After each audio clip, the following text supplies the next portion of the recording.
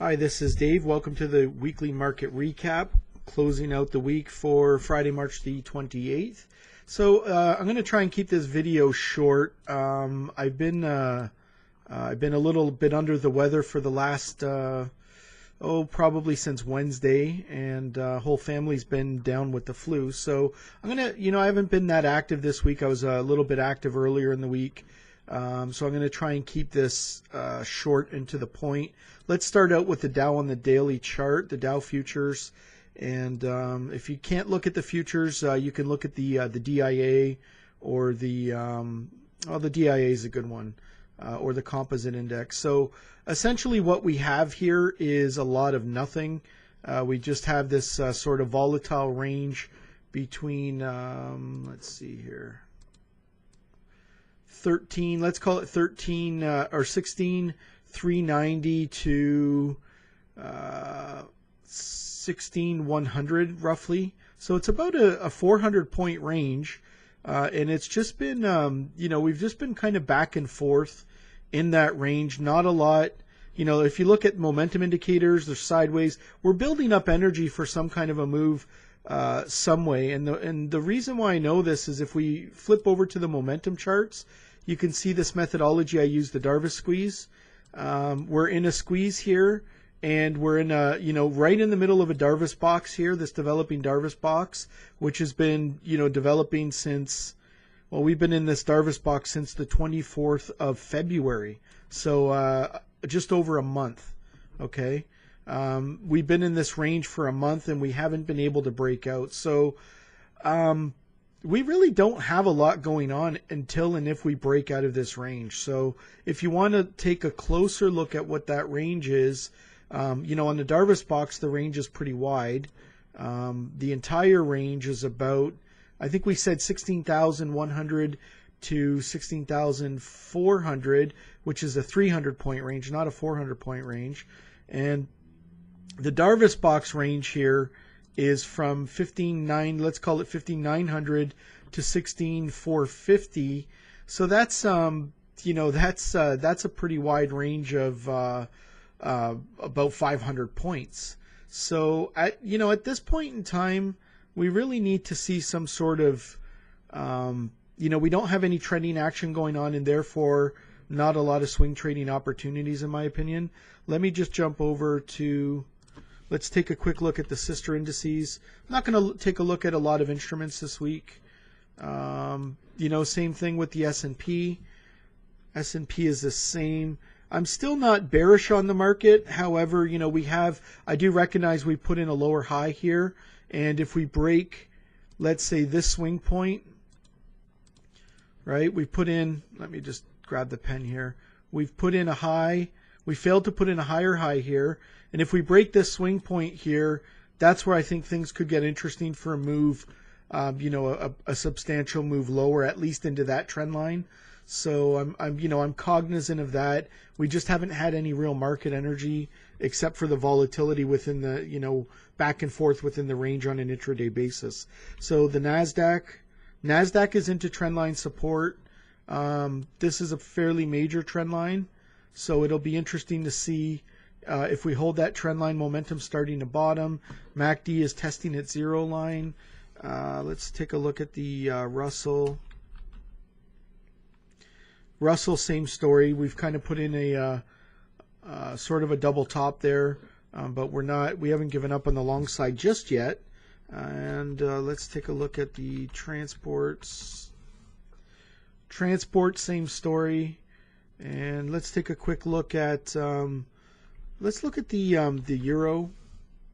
So the euro is into this level again, close to 136.83. We held that level. We're holding this trend line.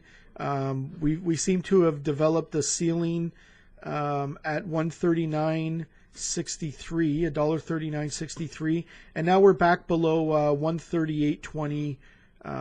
That key level. So I don't really have a lot on that. Just noticing that, we're getting into a support level and momentum is starting to bottom. If we take a look at the dollar index. So dollar index is, it looks like it's sort of bottomed there in the short term, and it's above 80.20 key support. So it'll be interesting to see if we get, you know, a thrusty move back up to the high side, at least into, well, here was the last major leg of the move. So a 618 would bring us into this key level of 80.86 again.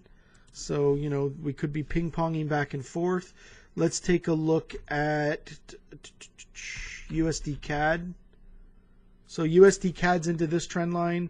You know, we're holding $1.10, let's say, about $1.10. We closed at $1.10 half.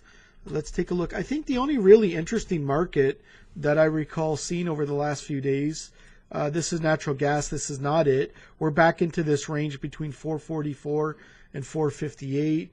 The only interesting market that I saw was crude oil. And crude oil came back up and tested 101.32. So the question is, are we going to hold 101.32 and are we going to push up to the high side? You can see we found support at the MACD 0 line here, and but we're getting, you know, overbought in momentum from a stochastic standpoint. But having said that, you know, that could just be kicking off a trend. So I don't know if crude oil is really going to go much higher from here. We've got major resistance around 104, but this 101.32 level is a pretty key level, and if we actually hold that level and push off, we still have the potential for, you know, 110 to 115.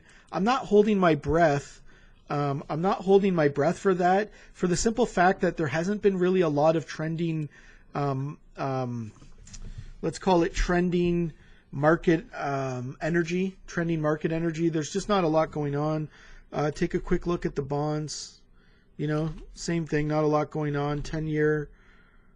Okay, let's look at interest rates on the 10-year. You know, there's nothing really going on. So, you know, at that, I'm gonna wrap up the analysis. Oh, let's just take a quick look at gold, some of the metals. So there's gold. Gold broke this trend line. It came all the way down into 1285, which is a key level, and you can see actually 1285 is where the 5 ATR20 is touching, or is, you know, being calculated right now. This is a key level actually, 1285, going back a while. And, you know, momentum is starting to bottom. So the question is, are we going to hold the 5 ATR20 and push back up? Even if we do, you know, this isn't all that interesting, although I'm sure we're probably getting into a key fib zone as well. Yeah, we're right into a 50% retracement. So this is an interesting level for gold. You've got the 5 ATR20, you've got the 50% retracement. So this is interesting. You've got, you know, a bearish crossover of the moving averages. But having said that, you know, we have the potential to bounce off that area. I'll be watching that. I don't think I'll be trading it, but I'll be watching it. So I'm going to wrap the analysis portion up of this video. Let me just want to remind people that we do have an event coming up. If you come to markettradingconcepts.com, on the front page you'll notice a slide for what every investor ought to know. This is a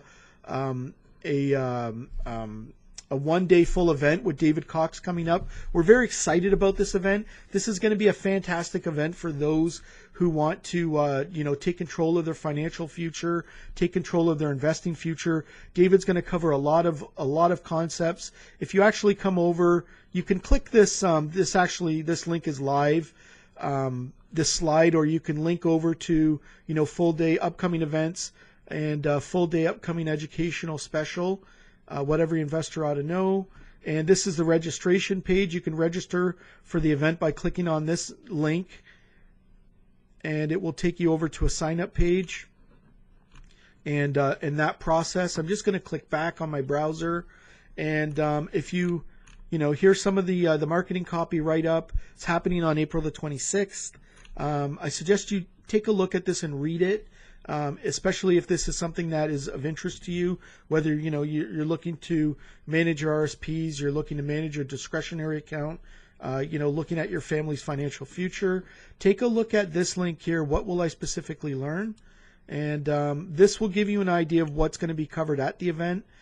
Each one of these sessions is designed to be about an hour with a 5 to 10 minute Q&A, and it will take you through the entire sort of structure of, developing your own systematic approach to investing. We'll be covering off on, some quantitative analysis, some fundamental analysis, some technical analysis, all the key things you need to know, to move forward with your investing future. So I hope this helps. Good trading, good investing, and we'll look forward to seeing you soon. We have an upcoming CSTA Oakville chapter meeting on April the 9th. We'll be having Don Vialou out, and we'll be covering, an update in the seasonality front. So we'll look forward to seeing you there, or we'll look forward to seeing you at the next update. All the best.